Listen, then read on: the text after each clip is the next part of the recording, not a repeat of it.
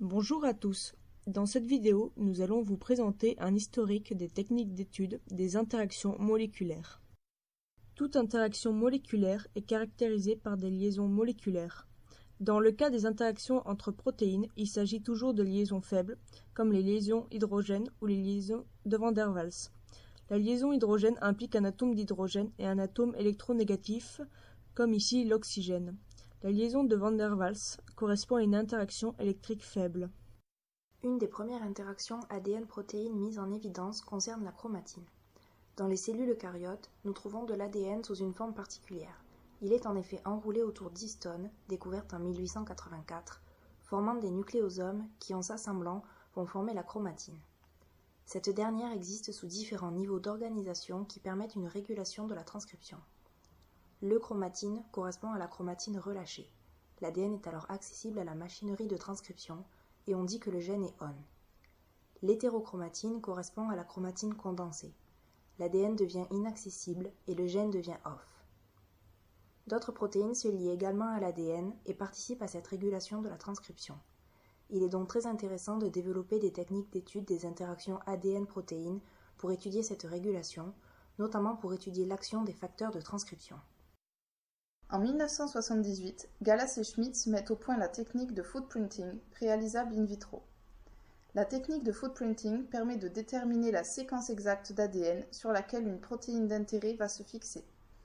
Pour cela, la séquence d'ADN est radiomarquée en 5', puis dégradée par une DNase. L'enzyme va couper chaque morceau d'ADN aléatoirement et on obtient ainsi une suite de fragments de tailles différentes. La même chose est réalisée, mais cette fois en présence de la protéine d'intérêt. Elle va se fixer sur sa séquence d'ADN complémentaire, qu'elle rend inaccessible à la DNase, empêchant ainsi sa dégradation. Nous pouvons ainsi observer l'empreinte, ou footprint en anglais, de la protéine. Une électrophorèse est ensuite réalisée et les résultats peuvent être observés par autoradiographie. En utilisant les résultats de la dégradation sans protéine, visualisables sur la piste 1, nous pouvons connaître la séquence d'ADN entière.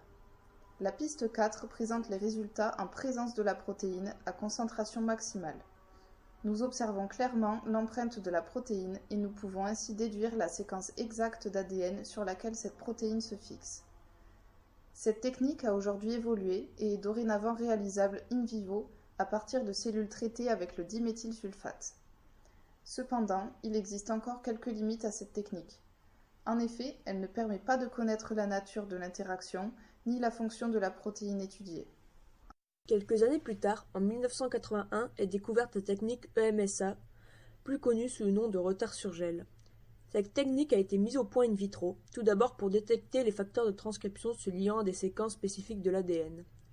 Le principe repose sur la séparation entre ADN libre et ADN lié aux facteurs de transcription, ou plus généralement à la protéine, grâce à leur différence de masse moléculaire entraînant une différence de migration sur gel d'électrophorèse.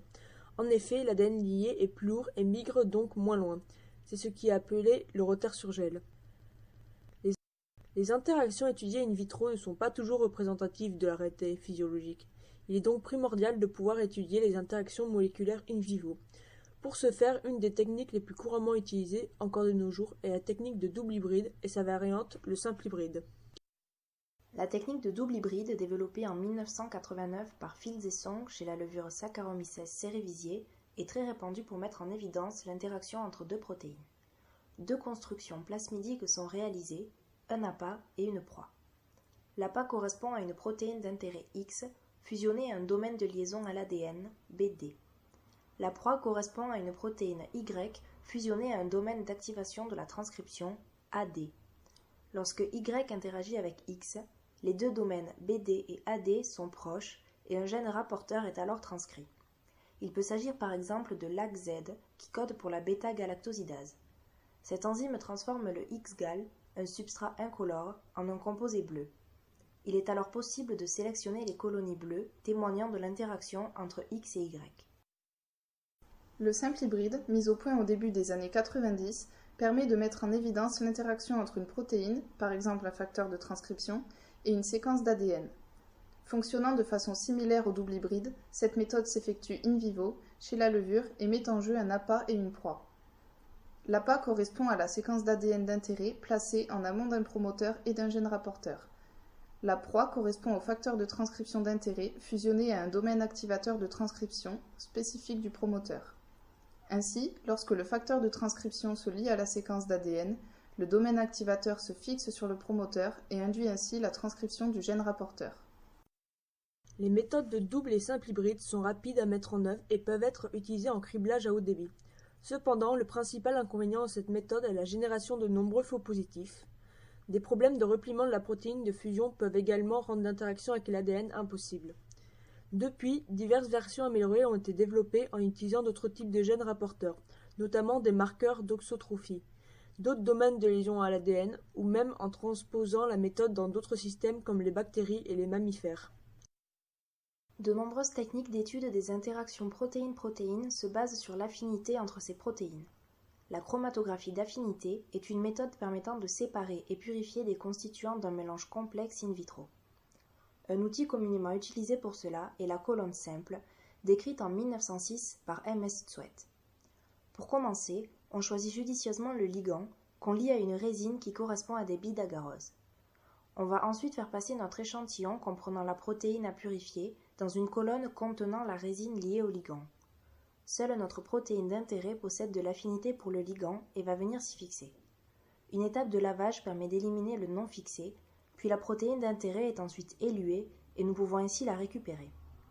On peut enfin visualiser les résultats par SDS-PAGE révélés par coloration des protéines ou Western blot. Une variante est la méthode d'immunoprécipitation, pour laquelle le ligand est un anticorps spécifique de la protéine à purifier. Mise au point dans les années 90, permet de purifier une protéine ainsi que toutes les protéines partenaires, à partir d'un mélange complexe in vitro. Pour cela, il faut se placer en conditions peu stringentes afin de conserver les interactions entre les protéines. Le complexe protéique est purifié grâce à l'interaction avec un anticorps fixé sur des billes d'agarose. Quelques années plus tard, en 2000, la technique d'immunoprécipitation de chromatine a été mise au point. Elle est basée sur le principe d'immunoprécipitation, mais nécessite quelques étapes préalables in vivo, permettant d'isoler une fraction d'ADN sur laquelle se fixe sa protéine d'intérêt, un facteur de transcription par exemple. Dans un premier temps, une étape de cross-linking est nécessaire pour permettre la formation de pontages covalents entre les protéines et l'ADN. Il faut ensuite effectuer une lisse cellulaire par sonication afin de fragmenter la chromatine. L'immunoprécipitation avec un anticorps dirigé contre la protéine d'intérêt permet de récupérer les complexes ADN-protéines d'intérêt. La rupture des pontages covalents permet de séparer l'ADN des protéines et l'ADN est ensuite identifié par différentes méthodes. Cette technique présente les mêmes limites que la plupart des techniques utilisant des anticorps spécifiques. En effet, il existe des protéines pour lesquelles ils sont difficilement ou non réalisables. La technique de GST pull-down, mise au point dans les années 1990, permet de remédier à ce problème. La protéine d'intérêt est fusionnée à une protéine étiquette, tag. Le complexe ADN-protéine est purifié grâce à l'étiquette par affinité, soit avec des anticorps spécifiques à l'étiquette, soit avec un ligand, comme par exemple GST et glutathion. Puis on procède comme précédemment avec l'immunoprécipitation de chromatine pour récupérer et identifier le fragment d'ADN impliqué dans l'interaction. Une autre technique est l'overlay, qui a été décrite dans les années 80-90 et dérive d'un Western blot classique. Dans un premier temps, des protéines sont fractionnées par SDS-PAGE, puis un transfert sur membrane de nitrocellulose est effectué. Ensuite, la membrane va être incubée avec la protéine d'intérêt marquée. Dans le cas d'un marquage radioactif, nous pourrons visualiser par autoradiographie les protéines avec lesquelles la protéine d'intérêt a interagi. Par exemple, il s'agit ici des protéines B et D. Cette technique est très coûteuse en temps et requiert une optimisation des conditions expérimentales. Elle exige en effet une grande précision dans toutes les étapes pour l'identification correcte des protéines et reste très sensible et spécifique. Une autre technique basée sur l'affinité fut décrite en 2000. Il s'agit de la technique de tap-tag qui permet la purification de complexes protéiques préalablement formés in vivo. Elle est basée sur l'utilisation séquentielle de deux étiquettes. Dans un premier temps, une protéine d'intérêt produite en fusion avec une protéine A, un site de coupure à TEV et un peptide afin pour la calmoduline est exprimé dans la cellule. Le complexe formé autour de cette protéine est purifié une première fois par l'intermédiaire de la protéine A qui interagit avec l'immunoglobuline immobilisée sur bille. La protéase spécifique TEV va ensuite cliver le complexe. Dans une seconde étape, le reste du complexe va être purifié une seconde fois grâce à des billes sur lesquelles la calmoduline est fixée. Cette étape permet ainsi d'éliminer la TEV et les protéines non spécifiques. L'ajout de GTA permet enfin d'éluer le complexe protéique purifié. L'identification des protéines partenaires se fait ensuite par spectrométrie de masse, qui a vu son essor avec le développement de la protéomique dans les années 1990-2000. Cette méthode permet de sélectionner les complexes dans des conditions quasi physiologiques. Des optimisations ont été réalisées en utilisant différentes combinaisons d'étiquettes. Une autre façon couramment employée pour étudier les interactions ADN-protéines ou les interactions protéine-protéine est l'utilisation du principe de fluorescence. Son principe consiste en une émission lumineuse provoquée par l'excitation des électrons d'une molécule ou d'un atome, généralement par absorption d'un photon. Commençons par un bref historique des fluorophores. En 1845, la fluorescence est découverte grâce à la quinine, mais c'est seulement en 1853 que le terme fluorescence apparaît. En 1871, la fluorescine fut découverte et c'est bien plus tard, en 1962, que la GFP, un fluorophore très utilisé aujourd'hui, fut découverte.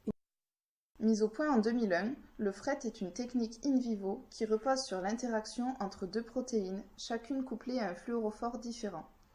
L'un est donneur de fluorescence, en général la CFP, et l'autre accepteur de fluorescence, en général la YFP.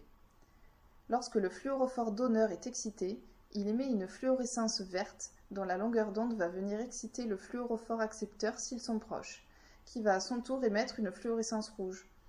Ainsi, l'émission d'une fluorescence rouge témoigne de l'interaction entre les deux protéines d'intérêt. La quantification du FRET peut s'effectuer grâce au FLIM. Il s'agit de mesurer, via un microscope relié à un ordinateur, la diminution de la demi-vie de fluorescence du donneur au cours du temps. Cette technique nécessite des investissements importants et une bonne maîtrise des outils, qui sont maintenant présents au niveau de plateformes d'imagerie. Il existe aussi d'autres méthodes utilisant le principe de fluorescence pour révéler des interactions entre deux protéines, comme le BIFC ou le BRET avec la bioluminescence. Pour conclure, le développement de techniques d'étude des interactions moléculaires est un enjeu crucial pour le monde de la recherche en biologie. Depuis le début du XXe siècle, de grandes avancées ont été réalisées dans ce domaine, toujours en essayant d'atteindre l'objectif d'une technique précise, facile, rapide, haut débit, peu onéreuse et préférentiellement in vivo ou in cellulo dans le but de se rapprocher au maximum des conditions physiologiques.